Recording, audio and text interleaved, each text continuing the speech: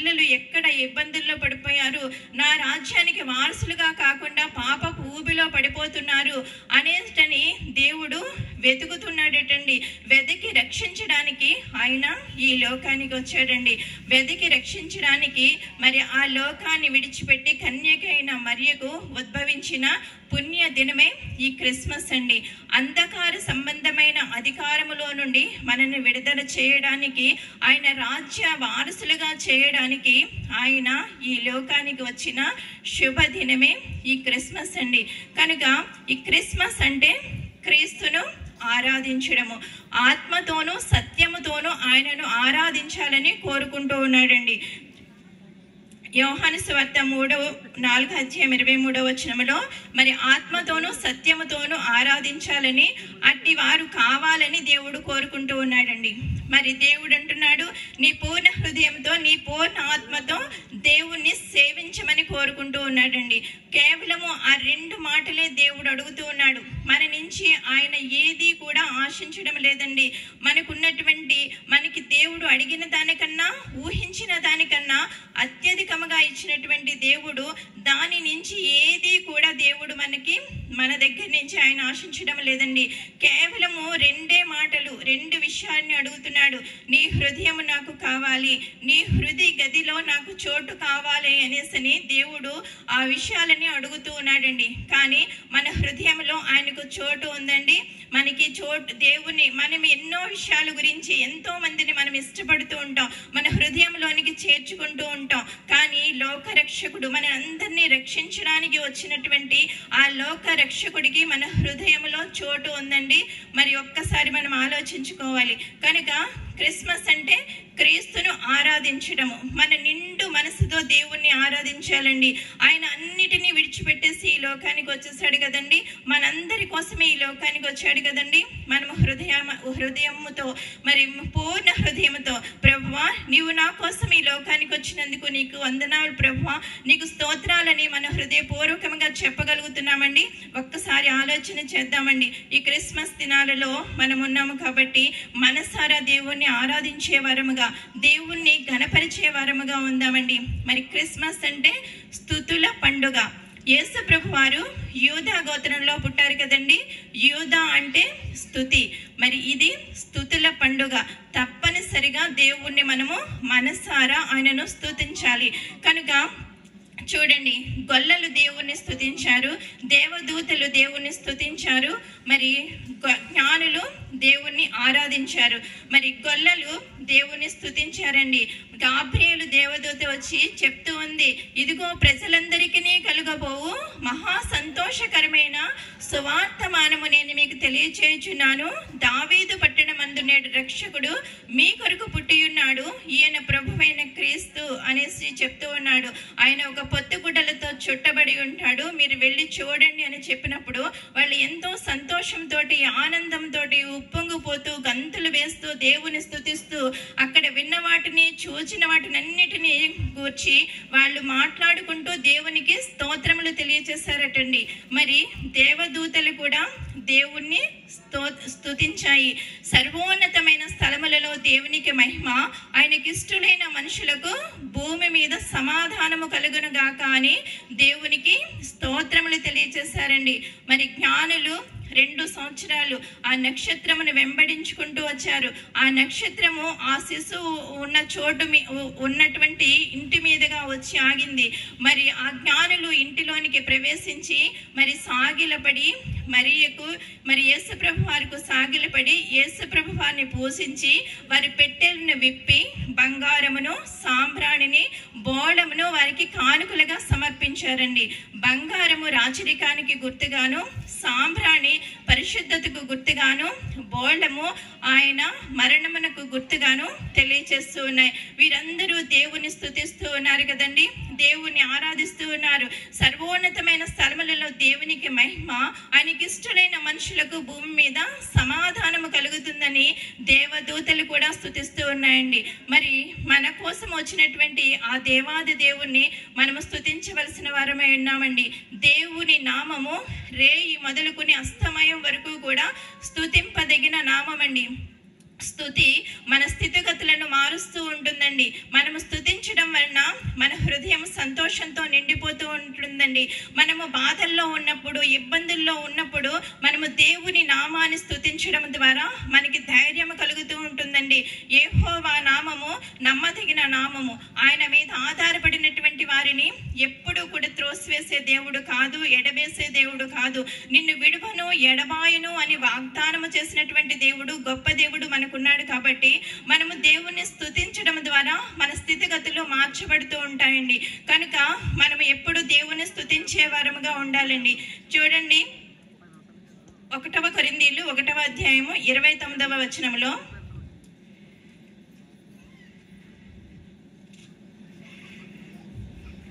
ఏర్పరచుకొని ఉన్నారు బలహీనులైన వారిని సిగ్గుపరచుటకు, లోకములో బలహీనులైన వారిని దేవుడు ఏర్పరచుకొని ఉన్నాడు. ఎన్నికైన వారిని వ్యర్థం చేయుటకు, లోకములో నీచులైన వారిని, తృణీకరింపబడిన వారిని, ఎన్నిక లేని వారిని దేవుడు ఏర్పాటు చేసుకుని ఉన్నాడండి. మనం ఎలాంటి పరిస్థితుల్లో ఉన్నా సరే దేవుడు మనకి సహాయం చేయగల శక్తిమంతుడు. ఎందుకంటే నేను యోగ్యత లేని దాన్ని, నా జీవితంలో నేనేమి చెయ్యలేను, నేను ఎందుకు పనికిరాని దాన్ని అన్నటువంటి వారితోనే దేవుడు గొప్ప కార్యాలను, శూర కార్యాలను చేయగల శక్తివంతుడండి. ఇప్పుడు చూడండి, ఈ శుభవర్తమానము, ఈ సువార్తమానము, యేసు ప్రభు వారు పుట్టారనేటటువంటి సువార్తమానము ఎవరికి ముందుగా తెలియపరచడం జరిగిందండి? గొల్లలకు తెలియపరచడం జరిగింది. వాళ్ళు గొప్ప వాళ్ళ కాదు కదండి. ఎప్పుడు మరి పొలంలో ఉండి గొర్రెలను కాపాడుకుంటూ ఉన్నటువంటి వారు. వారి దగ్గరికి వెళ్ళి దేవదూత, సాక్షాత్తు గాబ్రియేలు దేవదూత వచ్చి మరి వారికి శుభవర్తమానాన్ని, సువర్తమానాన్ని, దేవుడు మీ కొరకు పుట్టి ఉన్నాడు, వెళ్ళి చూడండి అనేటటువంటి వార్తను మరి వాళ్ళకి తెలియపరచడం జరిగిందండి. నిజముగా అదే వార్తను గొప్పవారికి తెలియపరిచినట్లయితే వాళ్ళు ఏమనుకుంటారండి? వాళ్ళు హేరోదు రాజు అదే మాట్లాడుతూ ఉన్నాడు కదా, నా వంశంలో కాకుండా వేరే వంశంలో జన్మించడమా అని ఒకంత అసూయ, ద్వేషము అతనిలో మరి రగులుకోవడం చూస్తూ ఉన్నాం. కానీ ఈ గొల్లలు ఏం చేస్తున్నారండి? ఎంతో సంతోషంతో, ఎంతో ఆనందంతో గంతులు వేస్తూ దేవుని దగ్గరికి వచ్చారు కదా. చూడండి ఇక్కడ లూకా సువార్త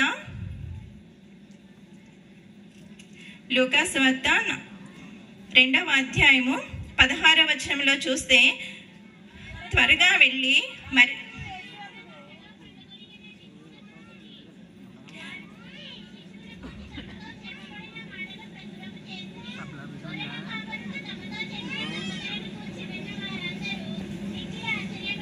చాలండి.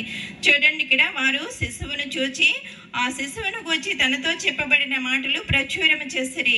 గొర్రెల కాపరుడు తమతో చెప్పిన సంగతులన్నిటినీ విన్నవారందరూ మిక్కిలి ఆశ్చర్యపడిరి. అయితే మరియా ఆ మాటలన్నీ తన హృదయంలో తలంచుకొనుచు భద్రము చేసుకొనును. వీళ్ళు మామూలుగా ఊరుకున్నారండి.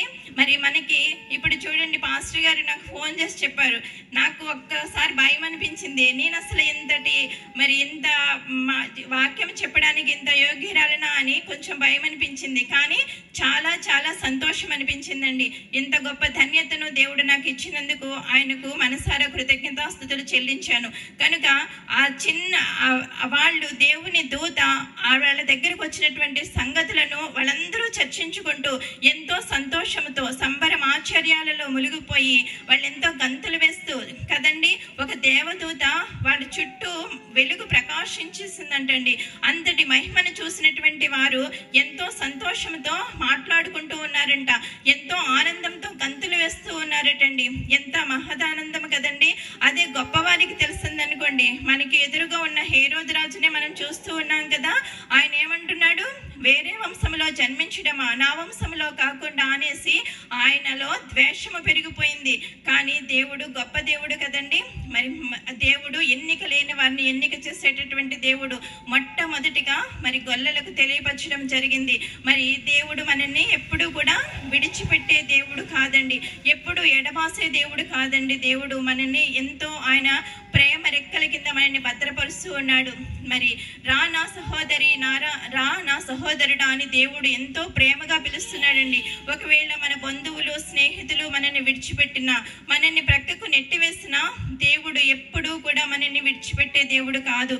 ఆయన బాహుబలము, ఆయన దక్షిణ హస్తము మనకెప్పుడూ తోడుగా ఉంటూ ఉంటుందండి.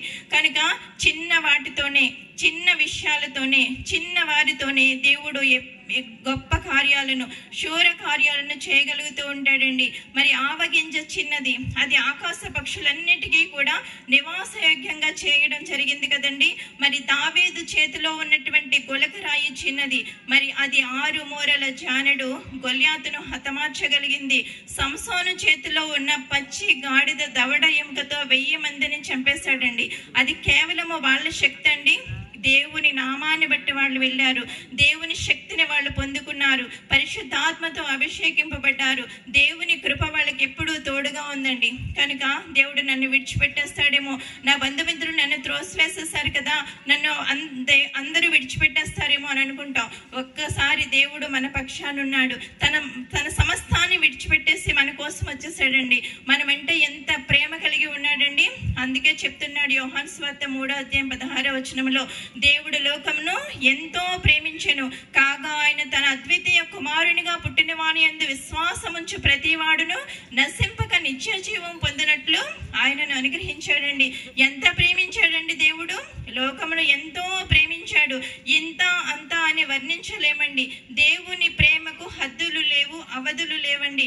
దేవుని ప్రేమ ఎంతో పొడవైనది, ఎంతో లోతైనది, ఎంతో వెడల్పైనదండి. దేవుని ప్రేమ ఇంత అని మనము చెప్పలేమండి. అందుకే మనం ఎవరినైనా ప్రేమిస్తే కొన్ని కానుకలు ఇస్తూ ఉంటాం. నీవంటే నాకు ఇంత ఇష్టము అని చెప్తూ ఉంటాం. దేవుడు మనకి ఏమిచ్చాడో తెలుసండి. దేవుడు నీవంటే నాకు ఇంత ఇష్టం అని చెప్పడానికి ఏమిచ్చాడో తెలుసండి. దేవుడిని ప్రాణాన్ని మనకి ఇచ్చేసాడండి. చివరి రక్తపు బొట్టు వరకు ఆయన రక్తాన్ని మన కోసం కార్చేసాడండి. అంత ప్రేమండి. మనం ఇవ్వగలుగుతామండి? 1 లీటర్ రక్తం ఇమ్మంటే ఇవ్వగలుగుతామండి? ఇవ్వలేము. కానీ ఆయన ప్రాణాన్నే మన కోసం ఇచ్చేసాడండి. ఎంతగా ప్రేమిస్తున్న ప్రేమామయుడు మన పక్షాన ఉన్నాడు కదండి. కనుక మనము ఎప్పుడూ కూడా దేవుణ్ణి విడిచిపెట్టొద్దండి. దేవుడు మన కోసం ఈ లోకానికి వచ్చిన ఆ దేవాది దేవుణ్ణి మనం మనసారా ఆరాధిద్దామండి. ఆయన ఈ లోకంలో ఏది కూడా ఆయన కోరుకోవడం లేదు. మన హృదయ గదిలో ఆయన చోటు కావాలని ఆయన ఆశపడుతూ ఉన్నాడు. అది మనం ఇద్దాము, దేవుని ఆశీర్వాదాన్ని పొందుకుందాం. దేవుడు ఎంతో విశ్వాస వీరులను మనకి బైబిల్లో చూపిస్తూ ఉన్నాడు. ఎంతో మరి సాక్షులను దేవుడు మనకి చూపిస్తూ ఉన్నాడు. మనకి ఎంతో మాదిరిని ఉంచి వెళ్ళాడు దేవుడు. కనుక మనము నిరీక్షణతో, విశ్వాసముతో, పట్టుదలతో ప్రార్థన చేసి, నిరీక్షణతో ఎదురు చేసి, దేవుడిచ్చే ఆశీర్వాదాల కోసము, దేవుడిచ్చే ఆశీర్వాదాలను పొందుకోవడం కోసము మనం మెలకువ కలిగి ఉండి మనము ప్రార్థన చేద్దామండి. దేవుడు కృప కలిగినటువంటి దేవుడండి. కనుక అంటున్నాడు కీర్తనలు 103:11 భూమి కంటే ఆకాశము ఎంత ఉన్నతంగా ఉందో ఆయన యందు భయభక్తులు గలవారి ఎడల ఆయన కృప అంత అధికముగా ఉందంటండి. దేవునికి మహిమ కలుగును గాక. హల్లెలూయా. ఎంత అధికముగా ఉందంటండి. భూమి కంటే ఆకాశము ఎంత ఉన్నతంగా ఉందో ఆయన యందు భయభక్తులు గలవారి ఎడల ఆయన కృప అంత అధికముగా ఉందంటండి.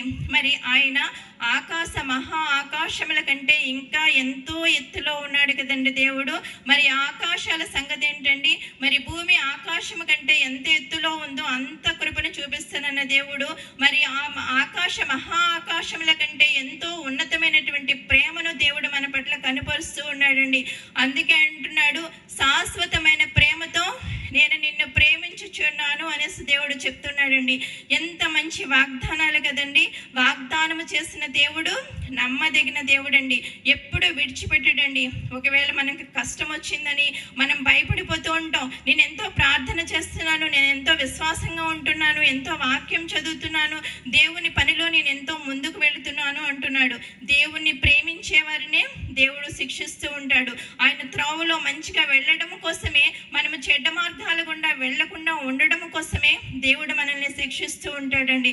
మనము కూడా అంతే కదండి. మన పిల్లలు చెడ్డ త్రోవను వెళ్ళిపోతున్నారనుకోండి, మనం ఏం చేస్తాం? వాళ్ళని గద్దిస్తాము, కొడతాము. వాళ్ళు నువ్వు సరైన త్రోవలో వెళ్ళరా అని చెప్తూ ఉంటాం. దేవుడు కూడా అంతే అండి. చూచుచున్న దేవుడు, మన హృదయాన్ని ఎరిగినటువంటి దేవుడు. మనము చెడ్డ త్రోవల్లో వెళ్ళిపోకుండా దేవుడు మనల్ని ఒక్కొక్క శిక్ష అనేటటువంటిది పెట్టి మనల్ని గద్దిస్తూ మనకి బుద్ధి చెప్తూ దేవుడు మంచి మార్గము గుండా నడిపిస్తూ ఉంటాడండి. 2 త్రోవలు ఉంటాయంటండి, ఒకటి ఇరుకైనది, ఒకటి విశాలమైనది. విశాలమైన దాంట్లో అంతా సంతోషమే ఉంటుందండి, చాలా ఆనందంతో ఉంటుంది. కానీ పాపము అనేది చూడడానికి అందంగా కనిపిస్తుందండి, చేసేటప్పుడు మరి ఆనందంగానే ఉంటుందండి, చేసిన తర్వాత ఆవేదన మిలుస్తుందండి. మరి ఆదాము హవ్వలు కూడా అంతే చేశారు కదండి. దేవుడు సమస్తాన్ని సృష్టించాడు, ఒక చోటుని ఏర్పాటు చేసుకున్నాడు, దానికి ఏదేను అని పేరు పెట్టాడు, అందులో సమస్తాన్ని పెట్టాడు, వాళ్ళిద్దరిని అక్కడ పెట్టాడు. పెట్టిన తర్వాత ప్రతిరోజు చల్లపూట వచ్చి చక్కగా దేవుడు మాట్లాడుతూ ఉన్నాడు. ఎంత సంతోషకరమైనటువంటి విషయం కదండి అది, ఎంతో ఆనందకరమైనటువంటి విషయము. ప్రతిరోజు చల్లపూట దేవుడు వచ్చి మనతో మాట్లాడుతూ ఉన్నాడు అనుకోండి, ఎంత బాగుంటుంది కదండి. ఆ దేవాది దేవుడి అలా ప్రత్యక్షమై మనతో మాట్లాడుతుంటే ఎంత ఆహ్లాదకరంగా, ఎంత అనుభూతిని పొందుకుంటాం కదా. అంత ఆశీర్వాదకరమైనటువంటి దాన్ని మరి ఏం చేశారండి, ఒక పండు తిని దేవుని ఆజ్ఞను తిరస్కరించారండి. దేవుని ఆజ్ఞను త్రోసివేసి ఆ దేవుడు తినవద్దన్నటువంటి పండును తిని మరి పాపానికి లోనైపోయి దేవుని ఏదేను తోట నుంచి బయటికి త్రోసివేయబడ్డారు కదండి. కనుక మనము దేవుని ఆజ్ఞకు లోబడే వారముగా ఉందామండి. దేవుడు ఏది చెప్పాడో అది చేసే వారముగా మనం ఉందాము. మరి ప్రతిరోజు మనము ప్రార్థించే వారముగా, దేవుని వాక్యాన్ని ధ్యానించే వారముగా ఉందామండి. దివారాత్రము దేవుని ధర్మశాస్త్రాన్ని ధ్యానించువారు ధన్యులు. అతడు నీటి కాలువల యోర్న నాటబడినదే ఆకు వాడక తన కాలమందు ఫలమిచ్చు చెట్టు వలె నుండును. అతడు చేయునదంతయు కూడా సఫలమవుతుందండి. ఎప్పుడు సఫలమవుతుంది? మనము దేవుని ధర్మశాస్త్రాన్ని ధ్యానించడం ద్వారా, మరి దేవుని వాక్యం మరి ప్రార్థన చేసుకోవడం ద్వారా మనం చేసే ప్రతి పని ఫలింపచేస్తూ ఉంటాడటండి. ఆకు వాడక తన కాలమందు ఫలమిచ్చు చెట్టు వలె ఉంటాడటండి. మరి చెట్టు ఒక నీటి ప్రవాహం దగ్గర ఉందనుకోండి, అది ఎప్పుడు చక్కగా మరి చిగురిస్తూ ఫలాలనిస్తూ ఉంటుంది, ఆశీర్వాదకరంగా ఉంటుంది. మరి కనుక దేవుడు మనల్ని కూడా అట్టి రీతిగా చేస్తాడండి. చెయ్యని దేవుడండి, పెంట కుప్పల్లో ఉన్న వారిని సహితము లేపనెత్తగలిగిన శక్తివంతుడండి. మరి గొర్రెల కాపరైనటువంటి దావీదును రాజుగా చేయలేదండి, గొప్ప దేవుడండి మన దేవుడు. కనుక దేవుని యందు మనం విశ్వాసం ఉంచుదామండి. దేవుని మీద మనము ఆధారపడి దేవుని యందు మనము భయభక్తులు కలిగి ఉండేవారముగా మన జీవితాన్ని మలుచుకుందామండి. మరి చూడండి, మనకి దేవుడు గొప్ప కృపనిచ్చాడు. మరి తన బిడ్డలనుగా మనల్ని అంగీకరించుకున్నాడు దేవుడు. మరి ఆయన సువార్తను, ఆయన మాటలను మనం ఎవరికైనా తెలియపరుస్తూ ఉన్నామండి. దేవుడు నా కోసం పుట్టాడు, మనందరి కోసము పుట్టాడు అనేటటువంటి ఒక్క మాటనైనా ఈ క్రిస్మస్ రోజున మనం చెప్పగలుగుతూ ఉన్నామండి. మనం అలవాటు చేసుకోవాలండి. మనం రక్షించబడ్డాం, దేవుని బిడ్డలముగా మనం అంగీకరించబడ్డాం, దేవుని కృపను మనం పొందుకుంటున్నాం, దేవుని ఆశీర్వాదాన్ని మనం పొందుకుంటున్నాం. దేవుడు సమస్త వారిని మరి రక్షించడానికి ఈ లోకానికి వచ్చాడని మనం ఒక్క మాట మన బంధువులకు కానీ మన స్నేహితులకు కానీ ఒక్కరికైనా మనము చెప్పగలుగుతున్నామా అనేది మనము ఆలోచన చేసుకుందామండి. నక్షత్రం ఏం చేసిందండి? యేసు పుట్టిన వెంటనే అందాల తార ఆకాశంలో వెలిసిందండి. వెలిసిన వెంటనే జ్ఞానులు చూసి మరి ఆ నక్షత్రమును వెంబడించుకుంటూ వచ్చారు కదా. మరి ఆ సువార్తను జ్ఞానులకు కూడా తెలియపరచబడింది. కనుక మనము ప్రతి ఒక్కరము కూడా ఒక నక్షత్రముగా వెలగాలండి. దానియేలు 12:3 నీతి మార్గమును అనుసరించి నడుచుకున్నట్లు ఎవరు అనేకులను త్రిప్పుదురో వారు నక్షత్రముల వలె నిరంతరము ప్రకాశిస్తూ ఉంటారటండి. నిరంతరము కూడా ప్రకాశమానముగా ఉంటారటండి. ఇప్పుడు మనము క్యాండిల్ సర్వీస్ చేసాం కదండి, ఒకరి నుంచి ఒకరికి వెలిగించుకున్నాం. అలాగే మనము కూడా మన ఆత్మ వెలిగించబడింది, దేవునిలో మనము మరి నిలిచి ఉన్నాం. అలాగే మన నుంచి వేరే వాళ్ళకి అది మన ప్రవర్తన ద్వారా, మన క్రియల ద్వారా కూడా మనం తెలియపరచాలండి. దేవుని నామానికి అవమానం కలిగేటట్టుగా మరి మనము ఉండకూడదండి. వీళ్ళు దేవుని పిల్లలు అని మనల్ని చూసి భయపడేటట్టుగా ఉండాలి, కానీ వీళ్ళు ఇంతే అని హేళన చేసేటట్టుగా మనం ఉండకూడదండి. అది మన దేవుని నామానికే అవమానకరంగా ఉంటుంది.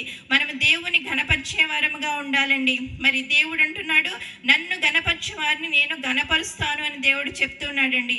మాట ఇచ్చిన దేవుడు తప్పకుండా నెరవేరుస్తాడండి. భూమి ఆకాశము గతించిన నా మాటలు ఏ మాత్రమును గతింపవని వాగ్దానం చేసిన దేవుడు.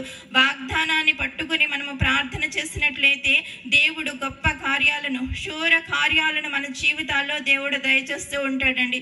సంవత్సరములు జరిగిపోతూ ఉన్నాయి, కానీ మన జీవితాలు మార్చబడాలి అనేసి అంటే కనుక మనిషి మారితేనే కాలము మారుతూ ఉంటుందండి. కాలము ప్రవాహం వల్లే మారిపోతూ ఉంటుంది. దానివల్ల మనము మార్చబడమండి. కానీ మనము మారితేనే కాలము మారుతుంది, మన జీవితాలు మార్చబడుతూ ఉంటాయి. కనుక చూడండి, షడ్రక్, మేషక్, అబేద్నగో, దావీదు వీళ్ళందరూ ఏం చేశారండి? దైవాజ్ఞకు లోబడి రాజాజ్ఞను ధిక్కరించారు. కానీ వాళ్ళు ఏమైనా నష్టపోయారండి? దేవుడు, వాళ్ళ రాజు కూడా దేవుణ్ణి మహిమపరిచారు, దేవుణ్ణి ఘనపరిచారు. మన జీవితాల్లోనూ కూడా అంతే అండి. ఒక పాపానికి లోనైపోకుండా అది చేయడం వల్ల మనకి జీవితానికి లాభము కలుగుతుంది, మంచి కలుగుతుంది అనేసి ఉంటాయి చాలా. కానీ అది దేవునికి మరి ఇష్టము కాని విషయాలు చాలా ఉంటాయండి. వాటిని దేవుడు నాకు సహాయం చేస్తాడు, ఇది జరగకపోయినా సరే పర్వాలేదు, నా దేవుడు నా జీవితంలో అద్భుత కార్యాలు చేస్తాడు అనే నమ్మకంతో దేవుని ముందు మోకరిల్లి మనము ప్రార్థించినట్లయితే రహస్యమందు చూచుచున్న నీ తండ్రి నీకు ప్రతిఫలం ఇస్తాడు. మనం ఎంతో దీవెనను, ఆశీర్వాదాలను మనము జీవితంలో రుచి చూసామండి. దేవుని నామాన్ని బట్టి మనము పొందుకున్న ఆశీర్వాదాలు ఎన్నోనండి. ఒక్కసారి మనం వెనక్కి తిరిగి చూసినట్లయితే దేవుడు నా జీవితంలో ఎన్ని అద్భుత కార్యాలు చేశాడని మనము దేవుణ్ణి, వాటినన్నిటిని బట్టి కూడా మనము దేవునికి కృతజ్ఞతాస్తుతులు చెల్లించాలండి. గత కాలంలో దేవుడు మనకి ఎన్నో ఆశీర్వాదాలు చేశాడు కదా, వాటినన్నిటినీ తలంచుకుంటూ దేవునికి మనము కృతజ్ఞతాస్తుతులు మనం చెల్లిస్తూ ఉండాలి. మరి అప్పుడు మనకి చాలా ధైర్యం కలుగుతుందండి. ఎదుర మనకి ఏదైనా చిన్న సమస్య వచ్చింది, వెంటనే మనము దేవుని దగ్గర మోకరించి, ప్రభువా గత కాలంలో మరి ఆ సమయంలో వచ్చినటువంటి శోధన నుంచి, సమస్య నుంచి నన్ను తప్పించావు, ఇది కూడా తప్పించగల సమర్థుడు నీవు అని దేవుని మీద ఆధారపడినప్పుడు, మరి విశ్వాసం ఉంచినప్పుడు దేవుడు వాటికంటే గొప్ప కార్యాలతో, గొప్ప సంతోషంతో మనని నింపేస్తూ ఉంటాడండి. కనికరమ కలిగినటువంటి దేవుడు. కనుక మనం ఎల్లప్పుడూ దేవుని యందు మనము విశ్వాసం ఉంచుదాం. మరి దేవుని మీద ఆధారపడేటటువంటి కృపను మనము పొందుకుందాం. చూడండి, కీర్తనలు 27వ అధ్యాయము 4వ వచనములో మరి దావీదు భక్తుడు ఇలా మాట్లాడుతూ ఉన్నాడండి. యెహోవా యొద్ద ఒక్క వరం అడిగితిని, యెహోవా యొద్ద ఒక్క వరము అడిగితిని, దానిని నేను వెదుకుచున్నాను. యెహోవా ప్రసన్నతను చూచుటకును, ఆయన ఆలయంలో ధ్యానించుటకును నా జీవిత కాలమంతయు నేను యెహోవా మందిరములో నివసింపగోరుచున్నాను అనేసి చెప్తున్నాడండి. ఎంత ఆసక్తి అండి, ఎంత కోరిక కలిగి ఉన్నాడండి. మనం ఉన్నామా? దేవుడు నా కోసం ఈ లోకానికి వచ్చావు కదా ప్రభువా, నేను ఎప్పుడు నీ సన్నిధిలో కనబడతాను, ఎప్పుడు నీ వాక్యాన్ని ధ్యానిస్తాను, ఎప్పుడు నీ మాటలను ఎదుటి వాళ్ళకి తెలియజేస్తాను అనేటటువంటి ఆసక్తి, ఆతృత మనం కలిగి ఉన్నామండి. దావీదు చెప్తూ ఉన్నాడు, ప్రభువా యెహోవా ప్రసన్నతను చూచుటకును, ఆయన ఆలయంలో ధ్యానించుటకును నా జీవిత కాలమంతయు నేను యెహోవా మందిరములో నివసింపగోరుచున్నాను అనేసి చెప్తున్నాడండి. దేవునికి మహిమ కలుగును గాక. హల్లెలూయా. కనుక మనము అంతటి ఆసక్తి కలిగి ఉండాలండి. దేవుడు మామూలుగా రాలేదండి మనల్ని రక్షించడానికి. ఆయన ప్రాణాన్ని మన కోసం ఇచ్చేసాడు కదండి.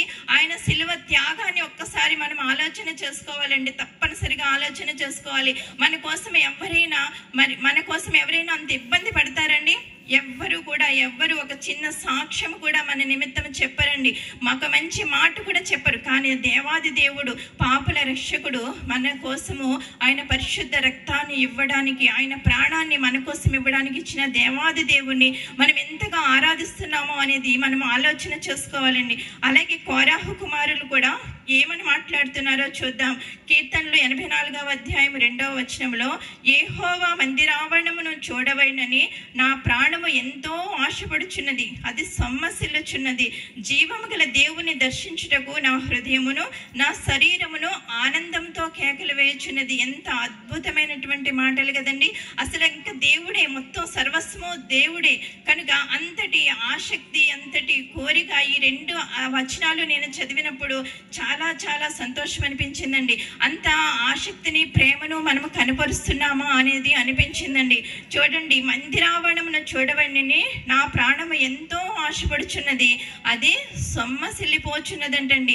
సొమ్మసిల్లిపోవడం అంటే తెలుసు కదండి, మరి ఒక ఆహారం లేకపోతే నీరసించిపోతూ ఉంటాం, పడిపోతూ ఉంటాం. కానీ దేవుని ఆవరణను చూడట్లేదని ఆయన సొమ్మసిల్లిపోతూ ఉన్నాడటండి. ఎంత ప్రేమ కదండి దేవుని పట్ల, ఎంత ఆసక్తి కలిగి ఉన్నారో కదా. మనము కూడా అంత ఆసక్తిని దేవుని పట్ల కనపరచాలండి. ఆ దేవాది దేవుడు సమస్తాన్ని విడిచిపెట్టి తను తాను రిక్తునిగా చేసుకుని మన కోసం వచ్చిన దేవాది దేవునికి మనం మనసారా ఆయనకు కృతజ్ఞతాస్తుతులు చెల్లించాలండి. ఆత్మతోనూ సత్యముతోనూ ఆయనను ఆరాధించేవారు కావాలని ఆయన కోరుకుంటూ ఉన్నాడు. కాబట్టి మనం మన హృదయ గదిలో ఆయనకు చోటిద్దామండి. ప్రతి చోట రక్షణ సువార్త సునాదము మారుమ్రోగుతూ ఉందండి, ప్రతి చోట మారుమ్రోగుతూ ఉంది. కనుక ప్రతి ఒక్కరూ ఈ లోకానికి దేవుడు త్వరలో రాబోతున్నాడండి. అట్లాంటి సూచక క్రియలన్నీ జరుగుతూ ఉన్నాయి కదండి. మరి జరుగుతూ ఉన్నా సరే దేవుని యందు మనం భయభక్తులు నిలపలేకపోతున్నామండి.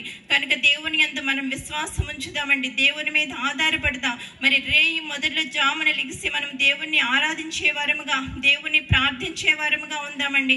మెలకువ కలిగి ఉండమని దేవుడు చెప్తున్నాడు. ఈ రోజుల్లో తప్పనిసరిగా మనం మెలకువ కలిగి ఉండి మనము ప్రార్థన చేయాలండి. ప్రతిరోజు దేవుని వాక్యాన్ని ధ్యానించాలండి. ఆ ధ్యానించడం వలన దేవుడు మనపైన ఆశీర్వాదాన్ని కుమ్మరించడమే కాదు, ఆ రోజంతా దేవుడు మనతో ఉంటాడండి.